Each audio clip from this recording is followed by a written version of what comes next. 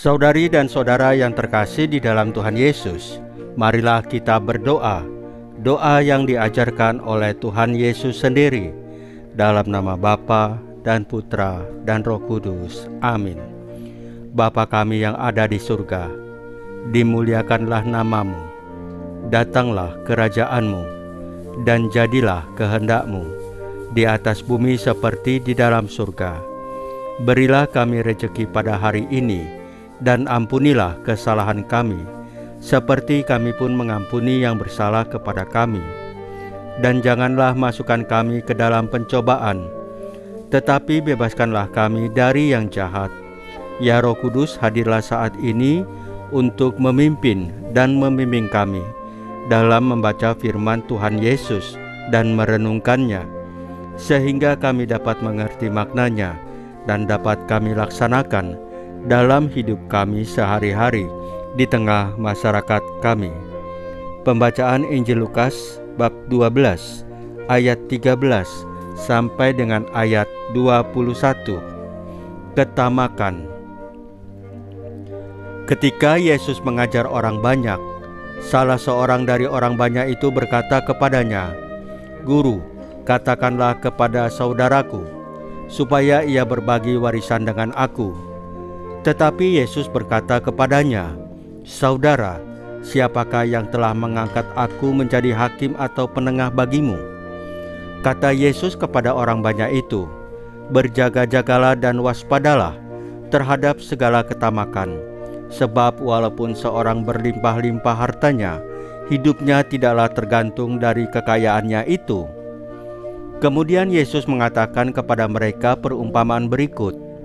Ada seorang kaya, tanahnya berlimpah hasilnya. Ia bertanya dalam hatinya, "Apakah yang harus kuperbuat? Sebab aku tidak mempunyai tempat untuk menyimpan segala hasil tanahku."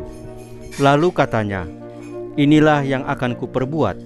Aku akan merombak lumbung-lumbungku, lalu mendirikan yang lebih besar, dan aku akan menyimpan di dalamnya segala gandum serta barang-barangku.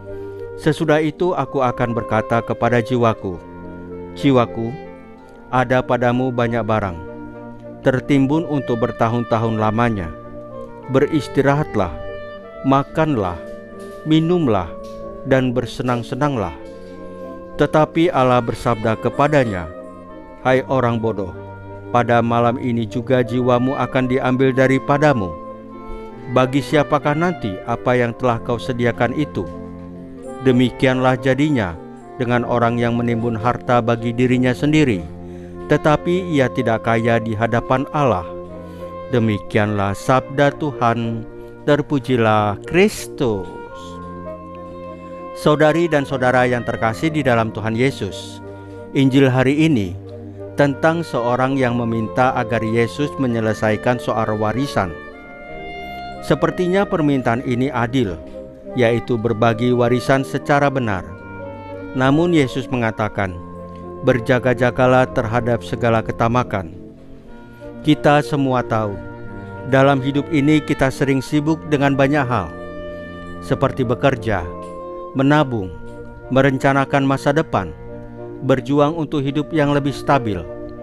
Itu tidak salah. Tetapi Injil ini mengajak kita bertanya, sampai di mana semua itu menentukan nilai hidup kita? Apakah kita tanpa sadar menggantungkan hidup pada hal-hal yang kita miliki atau yang ingin kita capai? Yesus lalu menceritakan perumpamaan tentang orang kaya yang panennya luar biasa besar. Kita bisa membayangkan betapa senangnya ia saat melihat hasil kerja kerasnya. Tetapi yang menarik adalah bagaimana ia menanggapi kelimpahan itu. Ia langsung berpikir untuk menyimpan semuanya, membangun lumbung yang lebih besar, dan berkata pada dirinya sendiri, "Sekarang aku bisa tenang, bersantai, menikmati hidup." Mungkin kita juga pernah berpikir seperti itu, bahwa hidup yang baik adalah hidup yang aman, yang mapan, dan tidak perlu khawatir lagi. Tetapi disinilah Tuhan Yesus membalik semuanya. Allah menyebut orang itu bodoh, karena malam itu juga nyawanya diambil. Dan semua yang ia kumpulkan tidak bisa ia nikmati. Di titik ini, kita diajak merenung bersama. Apa yang sedang kita kumpulkan dalam hidup ini? Apa yang sedang kita kejar? Apakah kita sedang membangun lumbung-lumbung dalam hidup yang mungkin berbentuk uang, pencapaian, pengakuan, bahkan pelayanan, tetapi tanpa menyadari bahwa hidup ini sebenarnya adalah pemberian, bukan milik kita?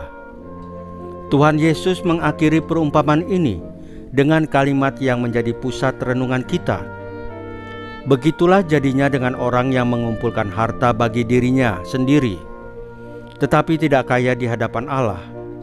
Maka pertanyaan penting bagi kita sebagai komunitas murid-murid Kristus, bagaimana menjadi kaya di hadapan Allah? Menjadi kaya di hadapan Allah bukan soal berapa banyak yang kita miliki, tetapi seberapa besar hati kita terbuka pada Tuhan, pada sesama, pada hidup itu sendiri. Orang yang kaya secara rohani tahu cara bersyukur, tahu cara berbagi, dan tahu cara menyerahkan hidupnya kepada Allah. Orang itu tidak sekedar menimbun, tetapi memberi. Ia tidak hanya merancang masa depan, tetapi juga hadir penuh di saat ini dalam kepercayaan pada penyelenggaraan Allah. Kita semua dipanggil untuk membangun bukan untuk lumbung kekayaan, tetapi lumbung kasih. Menjadi kaya bukan dalam penguasaan, tetapi dalam relasi. Dan justru dari cara kita mencintai, mengampuni, melayani, disitulah kekayaan yang sejati itu tumbuh. Saudari dan saudara yang terkasih di dalam Tuhan Yesus, marilah kita berdoa. Ya Tuhan Yesus, kami sering sibuk membangun jaminan hidup, tanpa sadar meninggalkan Engkau, sumber hidup sejati. Ajarilah kami melepaskan diri dari ketamakan dan mengalihkan harapan kami hanya kepadamu. Jadikan hati kami lumbung yang penuh kasih, penuh belas kasih, penuh pengharapan. Tolonglah kami agar tidak hanya menyimpan, tetapi juga membagikan. Salam Maria, penuh rahmat, Tuhan sertamu. Terpujilah engkau di antara wanita, dan terpujilah buah tubuhmu Yesus. Santa Maria Bunda Allah, doakanlah kami yang berdosa ini, sekarang dan waktu kami mati. Ya Tuhan Yesus, tambahkanlah iman kami hanya kepadamu saja, karena hanya Engkaulah Tuhan dan Juru Selamat kami satu-satunya, tidak ada yang lain. Dalam nama Bapa dan Putra dan Roh Kudus. Amin. Saudari dan saudara yang terkasih di dalam Tuhan Yesus, bacaan firman dan renungan hari ini sudah selesai. Tuhan Yesus memberkati kita semua.